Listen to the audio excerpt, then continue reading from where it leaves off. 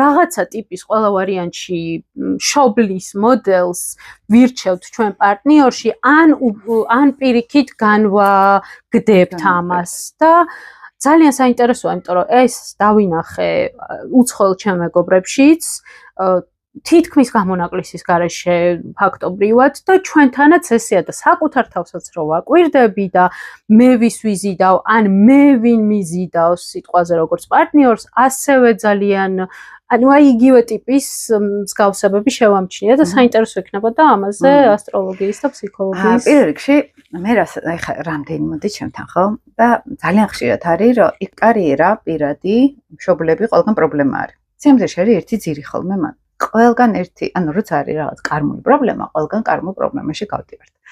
არის ასევე ფაზები, პერიოდები, ვინ როდის შემოდის ჩვენ ცხოვრებაში. მაგალითად, კი ახლა ამბობენ რომ ერთი და იგივე ტიპი მოდის შენთან რაღაც დიდი ვაიბით, მაგრამ არის მათ განსხვავებები, არის თუ არა კარმული პერიოდი.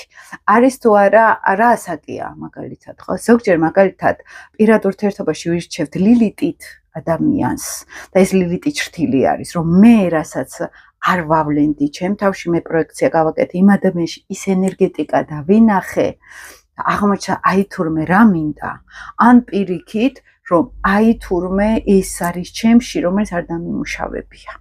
ან ნეგატიურად არის თურმე და მე არ უყურებდი. ან პირიქით თურმე რამდენიმე დამიკლია ჩემი თავისთვის, ამას ვხედავთ, ოღონდ ესეთი ურთიერთობები, ლილიტის დონის ურთიერთობები ყოველთვის უფრო იმისთვის არის მოსული, რომ ეს ინსაიდი გქონდეს.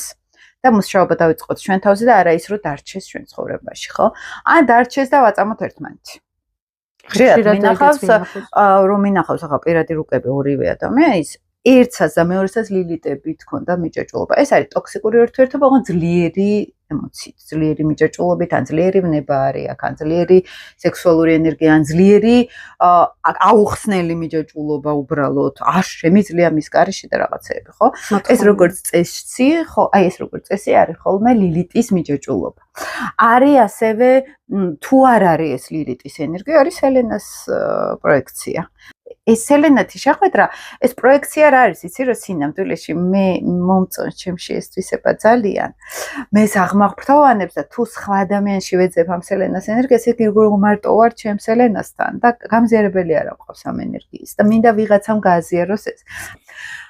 ეს არის ბევრად არატოქსიკური შეხვედრა, გეუბნებით, აი მეგობრები იქნება, პირადი ურთიერთობა ეს თუ არის ჩართული, აქ ნიშნავს, რომ მე ეს ადამიანი ჩემი ნამდვილი მეს ამოტანაში მეხმარება, რომ მე ძალიან მარტო არ ვიგრძნო თავი.